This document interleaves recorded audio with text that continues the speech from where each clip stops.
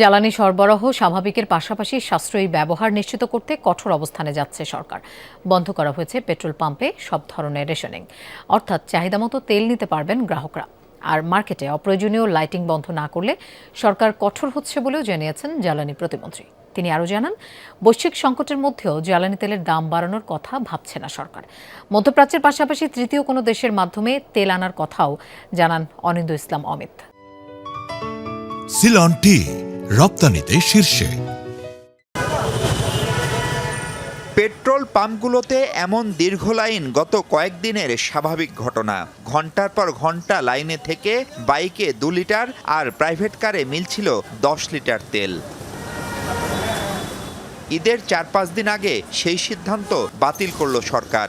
বলছে মূলত ঈদযাত্রা নির্বিঘ্ন করা আর জ্বালানি সরবরাহ আশানুরূপ হওয়াই এই সিদ্ধান্ত। ইতোমধ্যে কয়েকটি আমদানিকৃত তেলের জাহাজ চট্টগ্রাম বন্দরে পৌঁছেছে।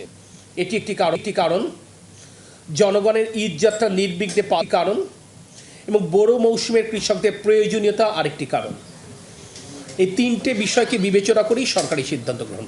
মন্ত্রণালয়ে প্রতিমন্ত্রী আরও জানান, যুদ্ধের কারণে জ্বালানির টালমাটাল বাজারের প্রভাব সামলাতে সম্ভাব্য সব চেষ্টা করছে সরকার। রাশিয়া সহ একাধিক উৎস থেকে জ্বালানি আমদানির আশাবাদের কথাও শোনান তিনি। এখানে আমরা দুটো বিকল্প, ক্রুড অয়েল অন্য কোনো দেশ থেকে রিফাইন্ড হয়ে এখানে আসবে, সেটাও হতে পারে। যদিও তাদের আরেকটি কোম্পানি আমাদেরকে বলবার চেষ্টা করেছে তারা যে ধরনের তেল সাপ্লাই দিবে সেটা আমাদের রিফাইনারি, সেটা রিফাইন্ড।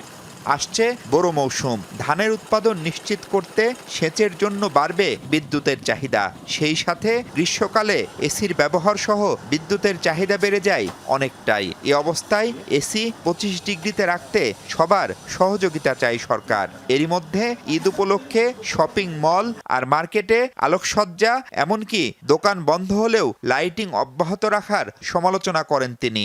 রোববার দোকান মালিক সমিতি সহ ব্যবসায়ীদের সাথে বৈঠক করে এসব বন্ধ করার তাগিদ ছিল প্রতিমন্ত্রীর। লাইটিংটা, আলোকসজ্জাটা বন্ধ করেন এবং আপনি দোকান যখন বন্ধ করবেন তখন ওই সাইনবোর্ডটা বন্ধ করে তখন যেন আপনার দোকান। আমি বিশ্বাস করতে চাই আপনারা যেহেতু নেতা, আপনাদের উদ্যোগেই এটি বন্ধ হবে। আর এটি যদি বন্ধ না হয় তাহলে আমাদেরকে অপ্রিয় কাজ করতে হবে। এই বৈঠকে ফুটপাতের দোকানে অবৈধ বিদ্যুৎ সংযোগ কিংবা ব্যাটারি চালিত অটোরিকশায় বিদ্যুতের ব্যবহার নিয়ে ব্যবসায়ীরা প্রশ্ন তুললেও তার কোনো সদুত্তর দেননি প্রতিমন্ত্রী। আমি একা করব এরকম ব্যাপারটা না। মাহফুজ মিশু, যমুনা নিউজ, ঢাকা।